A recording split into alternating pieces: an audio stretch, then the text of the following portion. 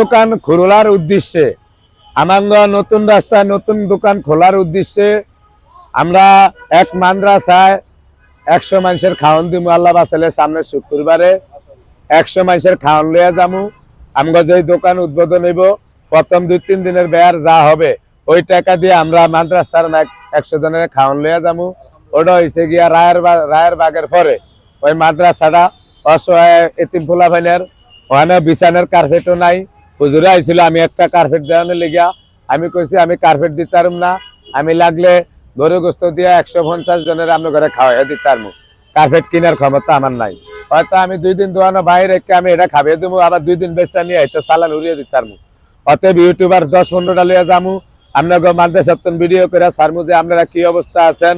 প্রবাসী ভাইয়েরা দেশের ভাইয়েরা অনেক কাজে নষ্ট করে, আজ 10 টাকা করে আপনার করে হেল্প করবো, এমন আপনারা এই কিনা নিতে পারবেন। তবে আল্লাহ বাঁচালে শুক্রবারে 100 মানুষের খানা লইয়া যাবো আমরা। ওই যে কোন জায়গায় দিনীরা কইলাম রায়ের বাগের পরে এক মাদ্রাসায়।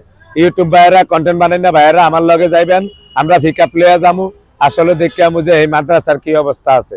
ভাই আমার এরকম সত্য ইয়া নাই ক্ষমতা নাই, নাইলে আমি একলাই মনে করেন কিনা দিতাম। আমি তো হিন্দি মানুষের খাবাই, নাইলে অসহায় পোলা পান ছোট ছোট বাবুরা ঠান্ডার ভিতরে বয়ে রায়, নাইলে বিছাই না বলে কিছু নাই। এটা হইলে আমার খুব খারাপ লাগছে। মোবাইলের ভিতরেও দৃশ্য দেখাইছে আমারে, এই জন্য আমি যাবো আল্লাহ বাঁচালে সামনে শুক্রবারে।